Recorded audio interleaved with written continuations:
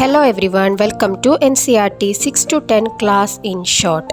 Today we will be discussing the second part of the first chapter, History of Grade 7, Tracing Changes Through 1,000 Years. Before moving to today's class, let's recall what we have learned already.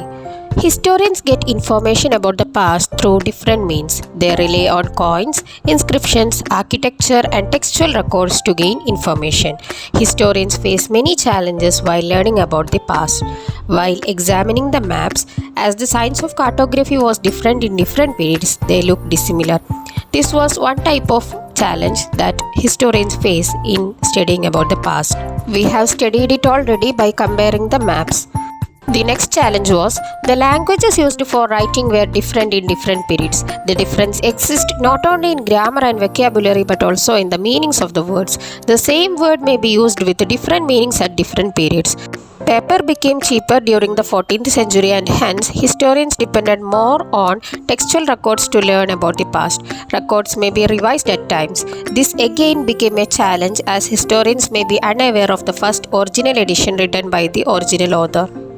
Now let's move on to today's class, New Social and Political Groups. The study of the 1,000 years from 700 to 1750 was a huge challenge to historians, largely because of the scale and variety of developments that occurred over the period.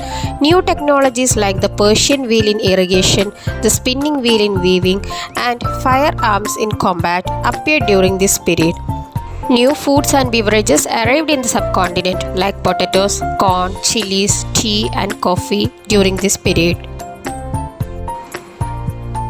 The people who brought these innovations like crops and technologies had other ideas too. Hence, this was a period of economic, social, political and cultural changes, we can say. This was also a period of great mobility. Groups of people traveled in search of opportunities. The subcontinent held immense wealth and possibilities for the people to carve a fortune.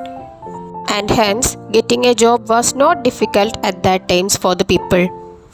One group of people who became important in this period was the Rajputs, a name derived from Rajaputra, the son of a ruler. Between the 8th and 14th centuries, the term was applied more generally to a group of warriors who claimed Kshatriya caste status. The term included not just rulers and chieftains, but also soldiers and commanders who served in the armies of different monarchs all over the subcontinent. And thus, Rajput became very famous group at that time. A chivalric code of conduct, extreme valor and great sense of loyalty were the qualities attributed to Rajputs by their poets and bards. Other groups of people like Marathas, Sikhs, Jats, Ahoms and Kayasthas. Kayasthas is a caste of scribes and secretaries, also used to their opportunities of the age to become politically important.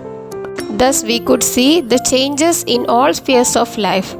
Not only that, throughout this period, there was a gradual clearing of forests and the expansion of agriculture, a change faster and more complete in some areas than in others. Changes in their habitat forced many forest dwellers to migrate. Others started tilling the lands and became peasants. These new peasant groups gradually began to be influenced by regional markets, chieftains, priests, monasteries and temples. They became part of large, complex societies and were required to pay taxes and offer goods to local lords. As a result, significant social and economic differences emerged among peasants.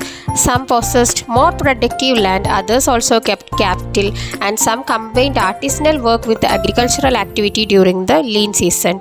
As societies became more differentiated, people were grouped into jadis or subcastes and ranked on the basis of their backgrounds and their occupations. These ranks are different for different people. They emerged not as permanent. Ranks were not fixed permanently and varied according to the power, influence and resources controlled by the members of the Jadi. The status of the same Jadi could vary from area to area. Jadis framed their own rules and regulations to manage the conduct of their members. These regulations were enforced by an assembly of elders described in some areas as the Jadi Panchayat. But Jadis were also required to follow the rules of their villages. Several villages were governed by a chieftain. The chieftain will make rules and regulations that the Jadis and the entire villages have to follow. Together, they were only one small unit of a state. This was how drastic changes were occurred during the 17th century in India.